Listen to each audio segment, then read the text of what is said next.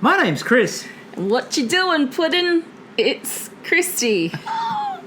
And this is the Washing Up podcast, and that was one hell of an introduction. Yes, indeed. I'm trying to change things up.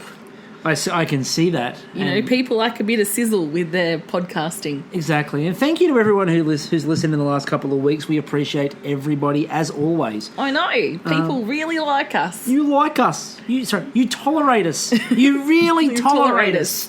So it's good that everyone's back into listening again. We obviously love having everybody listening and love you being a part of the show. Exactly. Otherwise, this is just us, doing some self-gratuitous enjoyment. And while we're not necessarily against that concept, and look, I would probably record this podcast. I'm quite gratuitous all the time. And I would probably just record this just for my own benefit. Indeed. It's nice to have someone else listening, that way I'm not just mad. That's handy. So this week was puddings and all sorts around puddings. Basically. It was a pudding week. Now... It was Harley Quinn's delight. It was Harley Quinn's delight. Yes. We began with... We began with Sandy and Noel frolicking in the field, and then Noel made a never mind the Buzzcocks pun, and I love that so much. Indeed, I missed it. I was preoccupied upstairs. You were otherwise engaged at the time. So I'm just going to... Chris did a great rendition of it. Skipping through the fields, and then Sandy showing Noel how to skip through the fields was wonderful. And then was welcome to Pudding Week thing. And what I found fascinating about this introduction, it felt to me like the first time that they'd used Mel and Sue's writers. Really? And it felt good. Like, okay. It was comfortable. It didn't feel awkward. Like the opening banter they had just felt like it was something that Mel and Sue would have done. Yeah. I can't tell because I wasn't here. So I'm trusting your judgment on this. But then Noel started to go back into being Noel. He turns around and goes, "Welcome to Pudding Week." He goes, "I've said this many times in my life, but now that I host a baking show, it finally makes sense." And all was right with the world again, because you could just imagine Noel Fielding in like a house somewhere going, "Welcome to Pudding Week," as people came in the door. And they're like, "Noel, we gave you money for the groceries. What did you do?" It's a unicorn. Behold the jelly crystals that I have bought and the powdered custard. It's a unicorn. So the first challenge was the steamed school pudding. Now, this is where I feel normally culturally we have a really strong link between Australian Bake Off and British Bake Off, and we understand what they're doing. This was the first challenge where I think most Australian people that I know who were watching went, "Yeah, we didn't do that." No, it's basically because the British decided, oh, look at all these malnutritioned people. Let's feed them at school, which is what they did. What's the cheapest way to batch feed them? Yes, so they didn't exactly do that here in Australia, except for your milk that was set out in the sun, as my mum keeps reminding me, being forced to drink off milk. I presume they had to eat it because it had curded. It would. Anyway, but yeah, they had puddin'. They did, and like we said, maybe an iced donut. Maybe, I forgot the iced donut. We had the big pink and then chocolate iced donuts. Can't get those anymore. They were really good. So they weren't really good, but you remember them as really good because the sugar intake was amazing? No, when they were fresh and they were like kind of crispy on the outside and soft in the middle, they were great. See, I always was the person who went and got the cinnamon one, the big cinnamon donut. Why did you do that? I love a good warm cinnamon donut. Yeah, but you're not going to get that in a canteen. I did, actually. Our canteen used to do that and it was quite good. That's why I never got the pink ones. Oh, okay. Plus, I had an unnamed world champion swimmer who used to take all the pink donuts in the morning. Hello, Mr. Thorpe. Hello, Mr. Thorpe. So, he doesn't listen. So... That's what we think. He doesn't listen. Next minute, we get a tweet. Next thing Buchanan. I'm on to you, Buchanan. No, there were some custard tarts at our canteen. Leamingtons? We had some Lamingtons. As Mike pointed out, all he did was bring back the carob bud, which hurt me personally. So we had Ovaltinis. I like those, or the 10-cent lolly bag. Yeah, we also, primary school, we had carob buds, caramel buds, and we had the snowdrop things, which is basically like the mini coconut and chocolate. Well, they're not even chocolate. There's coconut and carob together at last. Oh, dear. That's a flavour combination sweeping the nation. That lasted. It's a classic. Oh, I didn't make it to high school. And high school was cobbers. high school was all cobbers, which is... That didn't make it to Glebe. The non-branded Fanta. Cobbers are just Fantas with a wrapper. Oh. And they were 5 cents each. No, we didn't get Wonderful. those in high school. But no, our baking at high school was... Yeah, there were some muffins that were a bit stale. Oh, the stale old. pre-packaged muffins. Yeah, you could take the top off a chocolate chip muffin and, like, nothing would move. You know what I liked about my high school, because it's very cosmopolitan, is that occasionally the parents would cook and bring in, and there was one parent for a while there that was bringing in, like, barbecue pork buns. Was it the parents or the help? No, it was... I went to a school that was DSP, okay? We were disadvantaged, not like you fancy boys over in the east. We weren't in the east. I was in the southwest of Sydney. Yeah, but you were still Sorry, fancier. southwest of miscellaneous city. I never like to reveal... Yes, well, I was in Sydney. the inner city of this place, and we had a large demographic of people that were in the Housing Commission, mixed with some Nouveau Riche, mixed with some alternative hippie children. And when you mix it all together, you end up with Hong Kong-style barbecue pork buns. I would have once a taken week, that. which is brilliant. I would have taken that. Yeah. We had pizza singles.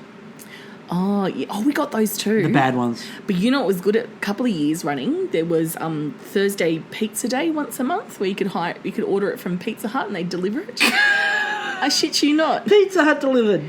Yeah, like the little, like, one-person pizzas. We all just went up the road and went to Red Rooster.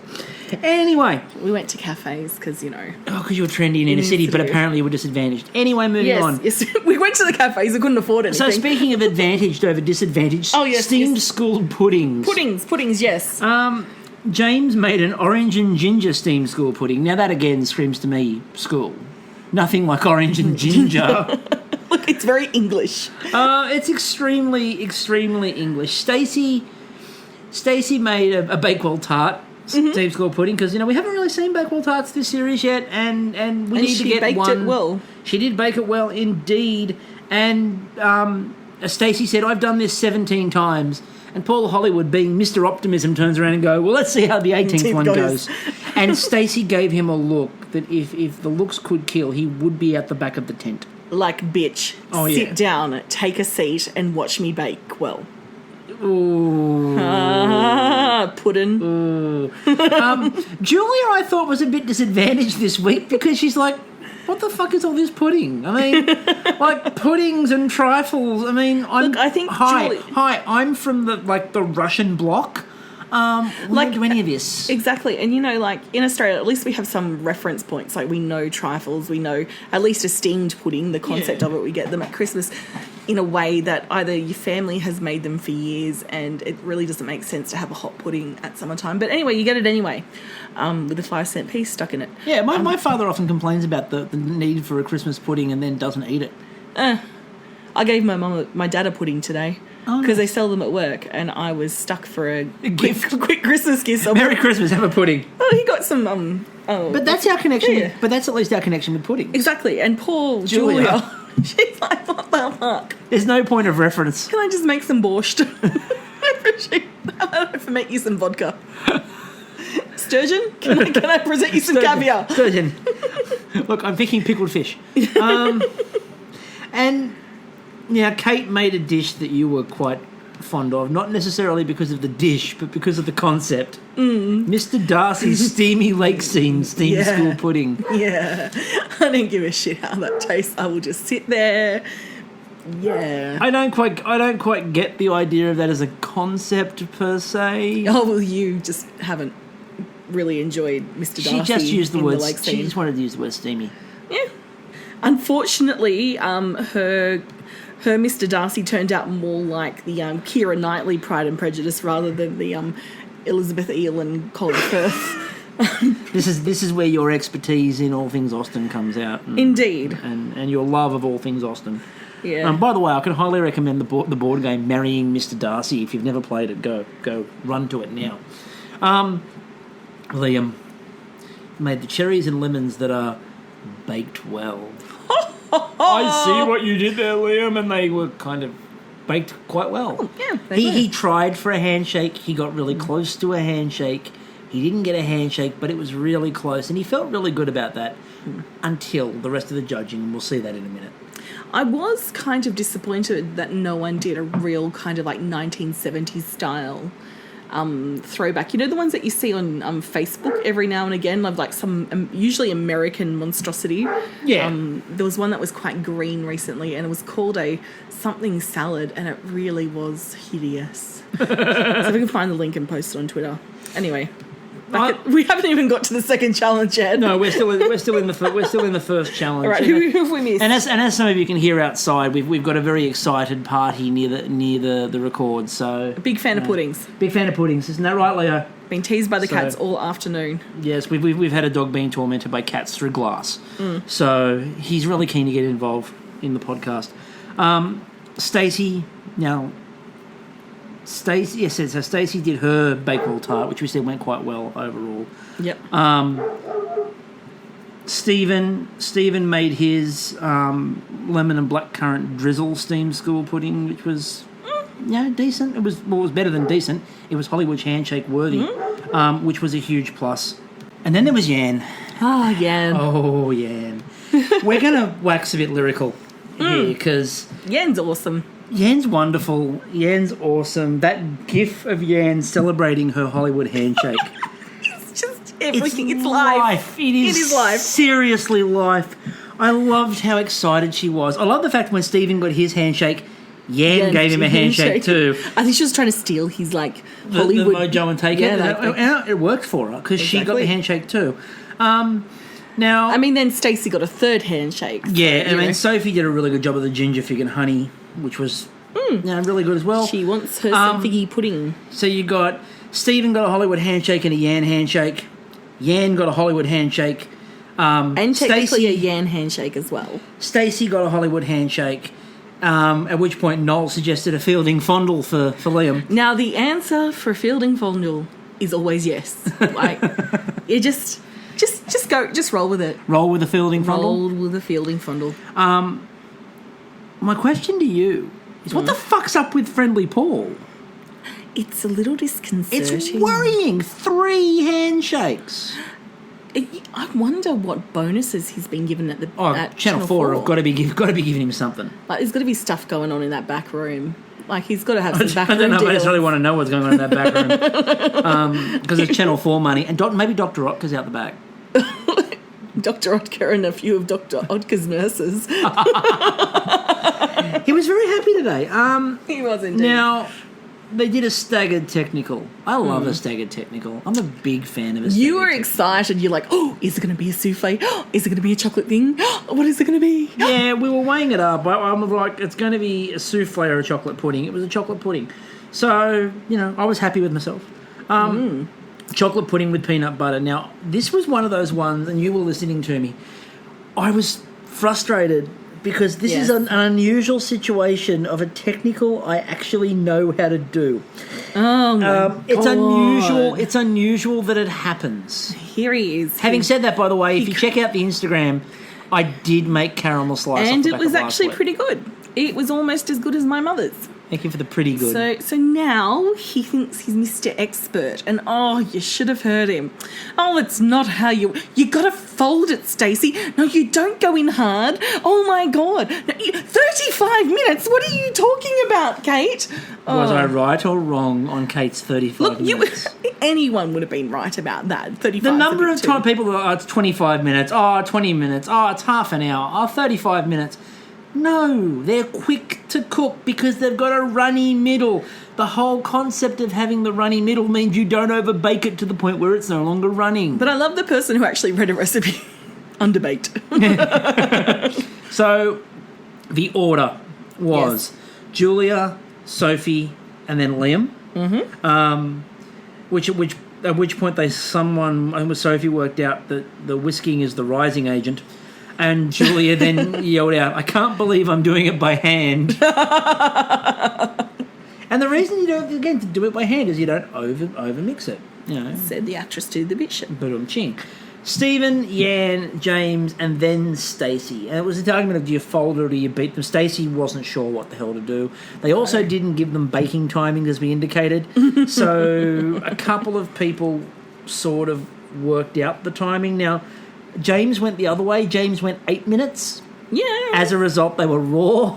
They also didn't look like any shape that I've ever seen before. Speaking of ones that didn't look like any shape I've ever seen before, Kate. When she said to Noel... They look like upside-down muffins. When she said to Noel, if you drop these, I won't be disappointed with that. I'm thinking to myself, they look like they've already been dropped. Right? They were UFOs. Just imagine, right? There's a farmer out there who sowed a crop of wheat, harvested it, sent it off to be, like milled. Use, yes. And then That's what it becomes. a chicken has gone to the trouble of laying eggs and it's been delivered to the bake-off tent. And that's what it became. You'd kind of give up farming, wouldn't you? Yes. So Julia, who went, I don't know anything about these, like everything else tonight, and was saying they're underbaked. Now, this is what I love. Because no one knew their timings, all these people were saying they were going to be underbaked. And most of the ones who said they were underbaked were actually spot on with how they did it. Julia's had good texture, but they just wanted more peanut butter. She had a little bit of it, and that was it. Yep. It looked like the centre of a hard-boiled egg, her one.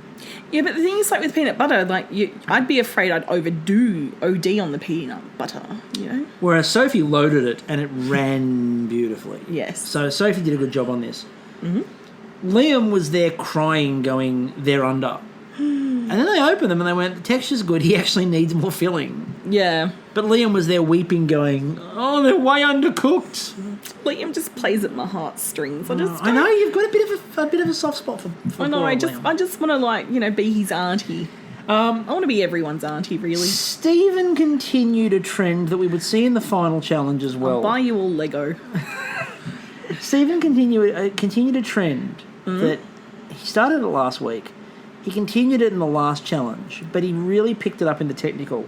He produced these things. They looked at them and went, they look amazing. And Prue's like, these will be excellent. She cut them open and went, nope. And it was this sudden back down of, these will be brilliant. Cuts them open. Ooh. No. Did I say brilliant? I mean brilliantly bad. I meant badlyant. Badlyant. It's a Scottish term. Now, Yan can cook. They looked amazing. They look wonderful. They look great. I'm hiding the fact they were underbaked. They were quite underbaked. Not James. They weren't raw, but no, they were underbaked. Yes. But they looked fantastic, and that's the important thing, and Yan is awesome. Yes. James has reminded me of the chocolate cake we used to make at Girl Guide Camp in the tin foil. Now, it was in a tin foil, and you just put it in the coals in the fire, and it was awesome because it'd be like burnt on the outside. You'd have a thin layer of chocolate cake actually cooked, and then hot, gooey cake batter in the middle that you just scoop out and eat. Half a step away from food poisoning. Yeah. Half a step away from food poisoning. We were just heating up the bacteria, really. Yeah, salmonella. Warming salmonella. Come up to your perfect breeding point. So salmonella and foil is what you're telling us it is. Indeed. Salmonella and foil, perfect. Stacey's needed more filling and was overbaked. The taste was okay. And Kate, as you said, they looked dropped, and far more importantly, they also looked like they were charred coals. She could have sold them on the road as peat. Using her history background, they were either peat or, far more likely, they were the charred remains of an ancient site that was dug up an archaeological dig. She'd found the layer of Troy. Yes. Troy 7A and found the charred remains of Troy 7A, and just this charcoal also doubles as a chocolate pudding. And then you have, is it Tony Robbins, the dude from Blackadder? Tony Robinson. Tony Robbins is the you can do it life coach. Yeah, okay, Tony Robinson then comes along to talk about Sir Tony Robinson. Sorry, Sir Tony Robinson comes along to talk about it, and then a Cornish guy comes up with his trial to here we got this field over here, and he's going to be wearing jean shorts. We're going to use electromagnetic scale here. Cut off jean shorts. I may as part of work, I may watch a hell of a lot of time team. I may, as part of being me, watch a hell of a lot of time team.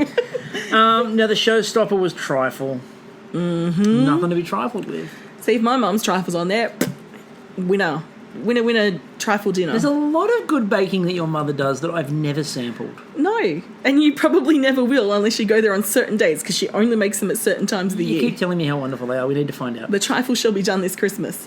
So I'll find out. Yes. So Stacey, look, to be honest with you, all I remember about Stacey's was it was rum. She's like no, the actually, pirate queen. I do remember a lot very more kitschy, about. Very awesome. I do remember a lot more about Stacey's because Stacey's was Bright 80s. It was pink pure 80s. meringue. Oh, the little umbrellas. The She went all comment- live on it. The comment that I absolutely loved was when they came around to ask her what she was doing, and she said, "I'm making fuchsia pink meringues," and there was silence. And Prue and Paul didn't even look at each other. They just had this look. Well, they And obviously, Paul went, "Well, it's going to be different." they obviously didn't go to the bakery that I used to go to when I was a kid, where I'd always choose like the little like coloured meringue packet that you could get. Yep. And they were always terrible because they were always overcooked, but they looked really pretty, like that fucking pink. That's important. Yes. Now, when Yan made her one, and we're going to talk a lot about Yan's one because, oh my God, that was amazing. Just like how Stephen walks over and goes, "You can tell who the scientist is, can't you?" And there she is injecting the... They looked poppy. incredible. Oh. Now, when Yan said what she was doing, your reaction, I wrote down your reaction because it was priceless. What did I say? When Yan started doing it and they put the diagram up on the screen and you've gone, "Oh, that's awesome," followed by a pause and then, I hope she doesn't use acetate. Yes, that was my only concern, is that she'd be Because trying... as we've said last week and reminding from previous series, acetate never works. No, Jane can give you that. Jane can tell you it fails. You know, cut the collar. Cut the collar, don't cut the collar. Cut the collar, don't cut the collar. James. Now, James dedicated his trifle to the worst day of his life. Was that foreboding? James, I don't know why you'd pick a traumatic event, something that you missed. You know, like, if it was me in your shoes, I'd be dedicating a trifle to the Queensland Pavilion at the 1988 Expo, World's Expo. I don't know why you'd use that as inspiration, because it would just be miserable. That, you know, when they say cook with love, this is just cooking with disappointment. And that brings disappointment. Hate. Disappointment regret. begets disappointment. Hate begets hate. Yes, you know, like, just a lot of spite. Just, I don't You're get working it. through some things here. Celebrate good times, come on. Yeah, Kylie Minogue, you can never sing that again, all right? If you're not quite sure of the full Expo 88 story, dig back through the archives. There's a wonderful retelling Or just of tweet me. Christie's. I'll tell you about it. Or just tweet I find it Christie. cathartic. Yeah, or just tweet us at the like washing up, or ripping tweet off you scabs and Yeah. letting them bleed again and rubbing salt into them. But anyway, It's okay. She's good. like, I feel, James, because you want to work through it, but I just, like, you're on a bloody baking show. Like, did he want to go home? Apparently, if you want to hear more about that story, at the washing up or at Muse Madam K, Yeah. that is where you can find out what happened behind Expo Haiti Hate, as we refer to it. So, I got chicken pox. I wasn't allowed to go to the Jubilee. It was the worst weekend of my life. So I'm going to make a trifle dedicated to it. I'm going to make a trifle dedicated to failure. You can see where this is going. I'm surprised his trifle didn't involve, like, something like red dots over, like, a fleshy... Because he made that beige cake, right? So he should have made a beige trifle With dots? with dots that sprung out pustules of stuff. Should have made a contagious cake, is what you're saying. Contagious cake. Now, Chicken-flavoured contagious cake. Liam made a chai latte trifle, Which sounded awesome. which is one of my most overused ingredients. Chai. Chai is really overused. No, but when have we seen chai, this season or last season? No, previous season we have. Matcha This we've season seen. not yet. This season not yet, but give it time. Matcha would have completed a Grand Slam. We'll hear about that in a minute. But Matcha would have completed the Grand Slam for me. But, like, Liam, I loved it when he's gone, you know, I went to a pretty artsy school, and then Noel and Paul have both gone, oh, we're art school graduates too. Or no, not graduates, just we went to art school too. We just went to art school. So, whether they were enrolled, who knows? Kate made her what I refer to as the please don't send me home trifle. It's my great Nans. It's got a great story to it. It's a great story and it's really easy and I don't want to screw it up. Yes. I'll make a really easy one, but I'll make it really well. Sophie gave me the second part of the Grand Slam when she made the raspberry yuzu white chocolate. Leave yuzu alone. I'm not saying that yuzu's not delicious. I'm not saying yuzu's not delicious. I'm saying it's everywhere. Wonderful. It's everywhere. Just let it be. No, it's wonderful. I like yuzu. But yuzu's been everywhere lately, so it's a bit everywhere. Now, my favourite line in this was where Sandy made her pitch for Kate. When Kate said, if I ever get married, which is highly unlikely, and Sandy's going, what do you mean? You cook and you're a blacksmith. I know. That's my perfect combination. I'm just seeing so many people out there, particularly from the what's it called? The steampunk kind of backgrounds going, oh my God, perfect woman right there. Bakes, can make me chainmail. Armour and weaponry. But I need to, before we get to the judging of that, I need to go just and mention Yan and that intricate level. We've mentioned like the general and stuff about how amazing it was, but the level of intricate like overlay work on that was, and she did the first one and it looked stunning, and she went, I can do better than that. Yeah. I'm like, what do you mean you can do better than that? I can't do that. I could barely make the first part of that. I saw someone do it on YouTube and thought, oh, that's wonderful. But you could tell because they made it look easy that it would be a bit fucking difficult. There are many things that I will personally attempt. I mean, we saw that with the caramel slice. But no, I don't care. Not it looked floralising amazing. gelatin. No, I'm not floralising gelatin. But it was so well. The whole thing was just so well put together. And the story was beautiful too. Yeah, the story was wonderful about a father, and that was great. Yeah. It was a beautiful. Although I did get a little bit disturbed when she goes, "This is my father's heart." Like it just reminded me of still beating. Yes. Bring back to us. Bring back my heart. I need it. So My circulatory system is suffering. and the other one was when Stephen was making his American flag design, which I loved the concept of. I loved the idea that maybe when he cut into it, it was going to yell out, freedom! See, my hope was that it was going to be an Obama era flag, not a Trump era flag. Unfortunately, it was Trump era. It was all show and no go.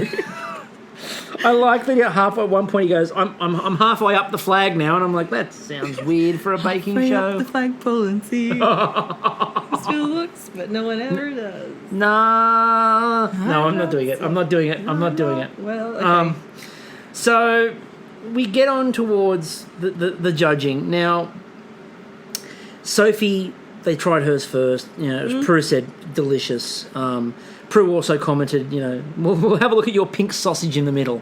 It did look like someone had taken a Pluto pup / Dagwood dog, depending on what part of Australia you're in, and taken like the coating off it and just sort of left the battered sav Pluto pup Dagwood dog bit left. Bit of mashed up Devon. Yeah, basically that's what it was.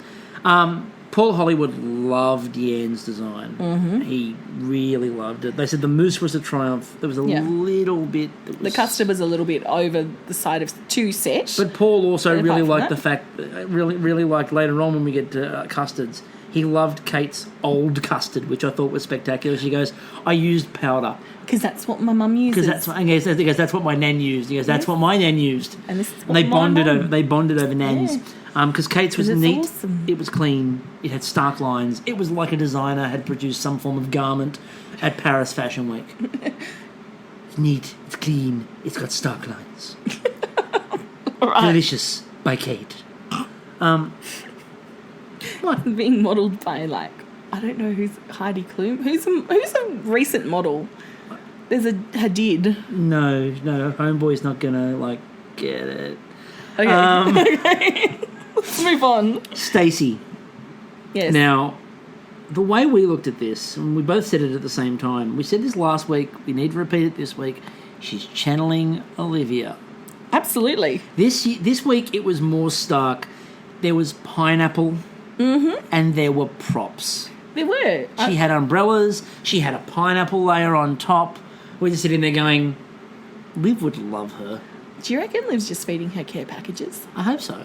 Just throwing little things in Look, you could get worse people sending you care packages. Now, this is what happened, right? Stacey's reached out to her on Twitter going, I'm going on Great British Bake Off. What should I do? And Liv's like, props, dude. Props. And she goes, okay, no, seriously. Actual props. And what else? Pineapple. It's the wave of the future. Pineapple. Pineapple. Julia, Gulia. the jelly didn't quite work. And as Paul said, you've got a soggy sponge. There's nothing worse than a soggy sponge in a tent. But that's what makes my mum's trifle awesome. It's not a cuttable trifle. We're back to your mum's trifle, are we? It's a spoonable trifle. I'm really looking forward to her trifle this year. Okay. You can look forward to her trifle. I will take your word for it. It's good. Now, Stephen, the flag looked amazing. Yes, everyone was impressed when she cut out some stars. The flavour was rubbery. It is, again, last week he did this thing that looked amazing, and the second you cut it open was horrendous. It really is American then. And then this one, yeah, it is like a taste of America. From the outside, it looks amazing. Once you dig under the surface a little bit, you'll find it's a bit rubbery and bland. I'm surprised it just wasn't covered in fondant and layer cake. It's just sheet cake and fondant. Liam's was a bit clumsy. They said that the chai panna cotta was good, but everything else was yeah. It didn't set. No. The chocolate was too bitter, and they didn't like. Yeah. They said everything didn't work apart from the panna cotta. That was the only thing that did work. My heart was breaking. It's going. It's just running everywhere. I'm like, oh, Liam, don't. And then James's was a bit firm. Like the and again the Prosecco jelly on top tastes great. They said the jelly's great. Nothing else works. A bit like the Jubilee. Again, was it foreshadowing? Yes, it was. Because, look, for me, Liam had the worst bake in this round. It was worse than James's. I thought his one was worse than James's. He did about... Like, again, he sort of did... But James just wasn't doing any of the technicals. All of his lava cake thingies were... Liam did well in the lava cake. Yeah, James didn't. James didn't. And then the first challenge, Liam did a better job on that first one than James. So even though Liam botched that last bake... He didn't botch it enough to go home. He got 2 of the 3 pretty much right. Yeah, he meatloafed it. Yeah, James had been middling, back of the pack middling... Back of the pack middling. So James was probably the right choice to go home. Sophie wins Star Baker, which again was probably the right call. Oh, absolutely. No, she did really good bakes, like from the first to the last. An assist to Yan on just again. I understand why she didn't win Star Baker because there were a few faults in bits and pieces. Yeah. But that last design and the sheer again, what I love about Yan is just the joy with which she approaches everything. Yeah, everything's fun and the scientific precision in which she injects dye into jelly. Yeah, there's fun and precision at the same time. I love the fact that she's just so thorough with everything. Yeah, and what she does is great, and she puts everything into it. So we love Yan. Someone else I really love is Stacey. I love watching her bake. Oh, Stacey's ideas are great. Like, she and comes that up chili with amazing in the top of the jelly, like fuck. Yeah, the fact that she went with lime, mint, and chili, and Paul Hollywood went, I would never have done that. No, it sounds like something you put into a Vietnamese or a Thai dish. Yeah, but lime, mint, and chili in this, he said, worked amazingly. And again, I'm going to give kudos, even though the jelly didn't quite work and the sponge is a bit soggy, kudos to Julia. Who'd never heard of a fucking trifle. Who went, I don't know, trifle, I don't know. And Paul Hollywood's like, what's the word for trifle in Russian? She's like, there is no word for trifle. We're not that stupid. Yeah. We don't put our booze into things. We drink it. And again, the what would Mary Berry have thought episode this week is quite simple, really. She would have given it to Stacey because there was rum all the way through that. It was full of rum. Pirate Queen Stacey. So next week, pastry week. I like a good pastry week. There's going to be a lot of, what's that thing called? Laminating? Pastry. A lot of lamination, a lot of butter. There's some pies. And that was the other thing. I hope they do a 3-layered pie. Maybe someone will do a, what's it called? Ploughman's lunch. Oh, the other thing that confused me, by the way. Maybe someone will drop a pie and say fuck. And say fuck a lot. Hey, Fee. What confused me as well was I can't remember which one, but one of them they tried the pudding and they went, it's a bit dense. It's a pudding. That's the purpose of a pudding. I mean, when we saw Sandy go and learn how they made the original steamed pudding, and her comment of, I've never seen so much butter put into a single item in my life. I mean, it's not it's no wonder that the puddings were quite dense. I mean, it was like, 80% lard, 10% butter. And she goes, it's quite fat. And the other thing we all commented on, and everyone on social media followed it up, was where they went in the 16th century, they suddenly decided, oh, why don't we make these out of cloth rather than using sheep's stomachs? Now, to us, that just seems logical. I know, but, you have to think about the process of making linen, because they had to... Okay, so I'm reading a book that's set in, Anglo-Saxon England, and the process of making linen is quite extensive, so I can understand how, you've killed your sheep and you're going to use their bladders for something, because they're a lot more disposable at that point than cloth. Surely it would have been haggis. Or alternatively, pudding. Apparently. But no wonder pudding's so dense. It was made with sheep's stomachs. No, son, that's not the haggis, that's the puddin. The other sheep's bladder is the puddin. You can't have your pudding how can you have your pudding if you're doing it, Schmidt? But I'm eating both by eating the sheep's stomach. I'm a vegetarian. Well, sucks Bad to luck. be you, kid. The other one I couldn't work out was, I know that they were trying to sell that Julia was in a bit of trouble, but she really wasn't. And No. she was in tears at the end, worrying about the fact that she might be going home. And I'm like, you're not even second favourite to go home at this point. No, she was consistently okay. I think that, again, I do think that even though he did well at those first two bakes, I think the depth to which Liam stuffed up that last challenge would have sent him home had James had done something decent. The three people who were actually in trouble was really... Oh, no, there's only really two. It was James and Kate. Yeah, the others were all sort of middling. James Kate redeemed herself. Yeah, Kate redeemed herself. Look, I can see where... If you had three at the bottom, then you could probably say that the third one towards the bottom was Julia, but there was a gap. There was a gap. She was probably the third worst, but there was a gap, and she wasn't really... And this isn't MasterChef where they're forced to bring up the three bottom people to compete. No, they against can each other. they can pick anybody. Yeah. They can pick anybody and send them home. So pastry week next week. We've got a few other big weeks coming up, and we've got a few surprises coming up that in the next few days, keep your ears open. We will be back, I would suggest to you, earlier than next episode. I'm not going to say what that is, but we may possibly be back a little bit earlier than normal. Or we're just going to horribly disappoint you. Either way, I'm happy with that. So Disappointing our listenership. I do that all the time. Anyway, my name's Chris. And I'm still Kristie. And we will see you